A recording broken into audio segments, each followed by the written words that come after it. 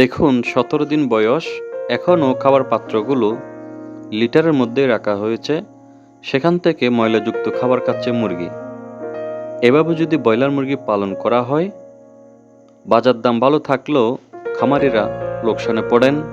কারণ ময়লাযুক্ত খাবার খেলে মুরগির রক্তামাশা, কক্সি হতে পারে, ওষুধ খরচ বৃদ্ধি হবে, মৃত্যুর হার বৃদ্ধি হবে, উৎপাদন খরচ বেড়ে যাবে, বাজার দাম বেশি পেলেও লাভের পরিমাণ কমে যাবে।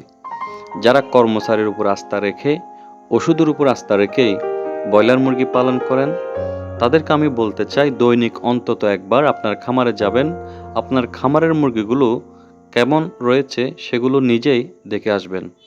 আপনি দেখবেন হঠাৎ করে যখন আপনার খামারে যাবেন, পানি নেই। কর্মচারীকে জিজ্ঞেস করলে পানি কেন নেই, সে উত্তর দেবে এই মাত্র পানি শেষ হয়েছে।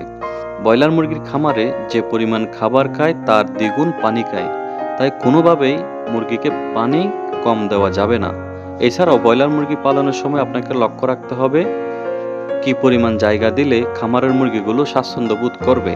এই খামারে আমরা যখন আসলাম, বাচ্চাগুলো গাদাগাদি করে রাখা হয়েছে। যদিও খামারে পর্যাপ্ত পরিমাণ জায়গা ছিল, কর্মচারীর অলসতার কারণে এই খামারে কম আসার কারণে বাচ্চাগুলো গাদাগাদি করে রাখা হয়েছে।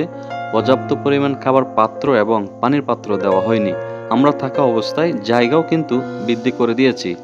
প্রথমেই আপনারা দেখতে পেয়েছেন জায়গা বৃদ্ধি করার আগে মুরগিগুলোর পরিস্থিতি কেমন ছিল, আর বর্তমানে জায়গা বৃদ্ধি করার পরে মুরগিগুলো কিভাবে এক পাশ থেকে অন্য পাশে দৌড়াদৌড়ি করে স্বাচ্ছন্দ্যবোধ অনুভব করছে।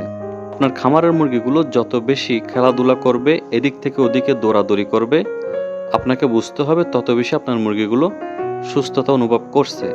যে সকল খামারের মুরগিগুলো যে কোনো এক পাশে গাদাগাদি করে থাকবে, আপনাকে বুঝতে হবে মুরগিগুলো স্বাচ্ছন্দ্যবোধ করে না, এজন্যই গাদাগাদি করে রয়েছে। কিভাবে রাখলে মুরগিগুলো স্বাচ্ছন্দ্যবোধ করবে, খেলাধুলা করবে, সেটা আপনাকে নিজে গিয়ে দেখতে হবে।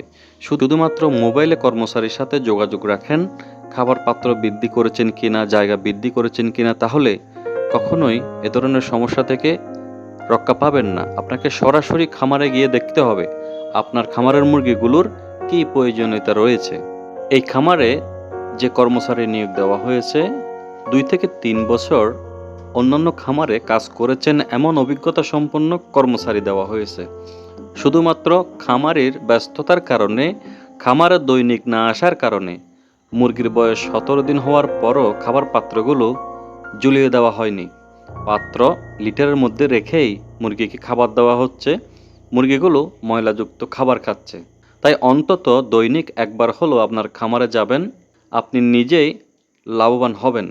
খামারে অতিরিক্ত বেতন দিয়ে অভিজ্ঞতা সম্পন্ন কর্মচারী নিয়োগ দিলেই যে আপনি লাভের মুখ দেখবেন তা কিন্তু না। সঠিক সময়ে ব্রয়লার মুরগির পরিচর্যা করতে হবে। তাই সবার আগে লাভজনক খামার করতে পরিচর্যার দিকে মনোযোগ দিতে হবে। আমার ভিডিওটা যদি আপনার ভালো লেগে থাকে অবশ্যই একটি লাইক দেবেন। আর আপনি যদি মুরগি পালন সম্পর্কে আরও গুরুত্বপূর্ণ তথ্য জানতে চান, আমার ইউটিউব চ্যানেলটি অবশ্যই সাবস্ক্রাইব করে সাথে থাকবেন।